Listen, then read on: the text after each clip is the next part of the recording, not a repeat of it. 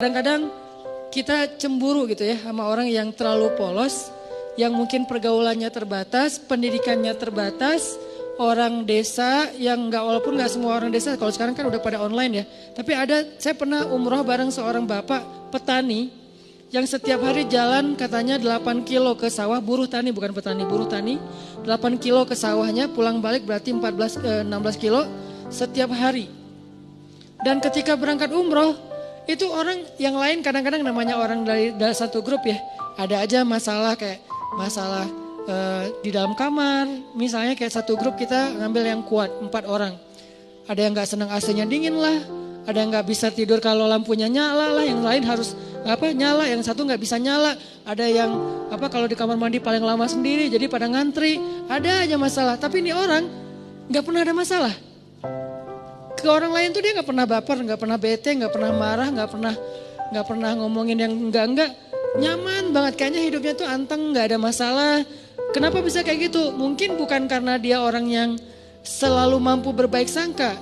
Allah menganugerahi dia kepolosan sehingga nggak bisa berburuk sangka. Dia nggak bisa berbaik sangka dan juga nggak bisa berburuk sangka ya gitu-gitu aja.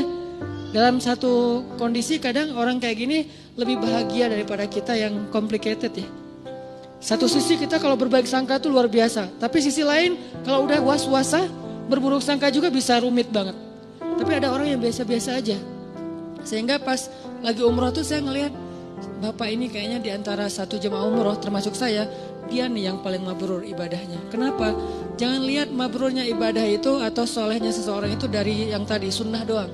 Kadang-kadang ada orang yang ibadahnya tuh bagus banget malam hari tapi siangnya habis. Makanya Nabi nyebutnya dengan istilah apa? Muflis, orang yang bangkrut. Bukan orang miskin, orang bangkrut. Karena kalau orang miskin gak mungkin bangkrut kan? Apa yang mau dibangkrutin karena gak ada yang lebih misalnya kan? Orang bangkrut itu orang kaya tapi jatuh miskin, itu namanya orang bangkrut. Muflis bahasa hadisnya. Siapa orang yang bangkrut kata Nabi? Kata sahabat, orang yang kehilangan uangnya ya Rasul.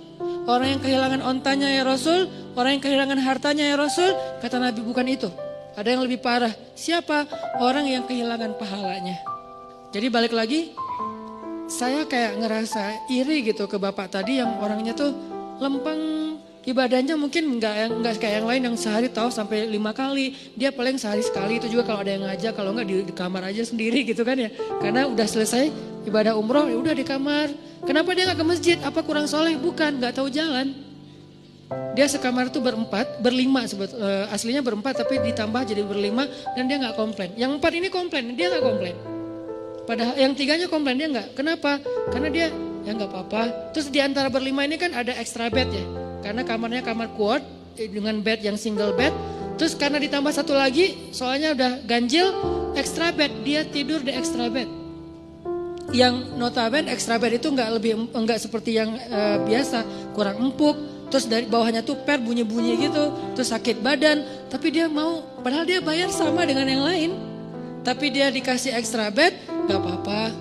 Terus teman-temannya karena malam-malam pada cepet-cepetan, pada berangkat sendiri-sendiri ke masjid. Dia tinggal sendiri, takut sama orang kampung. Takut keluar entah nyasar, kan yang paling terkenal tentang Mekah itu kan nyasar ya. Akhirnya dia karena takut nyasar, ya udah di kamar aja. Salat subuh di kamar padahal di Mekah. Pak gimana tadi subuhnya? Di kamar Ustadz. Loh kenapa? Gak ada yang nemenin gitu doang.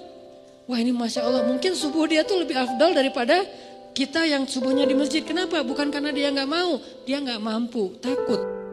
Yang lain tawaf sehari 5 kali, dia tawaf kalaupun ada yang ngajak sehari sekali. Tapi gak pernah ngomongin aib orang lain.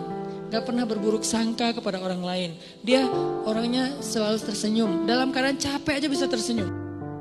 Dahsyat nih orang kayak gini nih, gak tahu Allah kasih kelebihan apa pada dia. Ini namanya haqqa tuqati. Husnuzonnya itu udah benar-benar husnuzon. Selalu husnuzon, gak pernah berburuk sangka. Ada orang kayak gitu? Ada, apalagi di kalangan sahabat.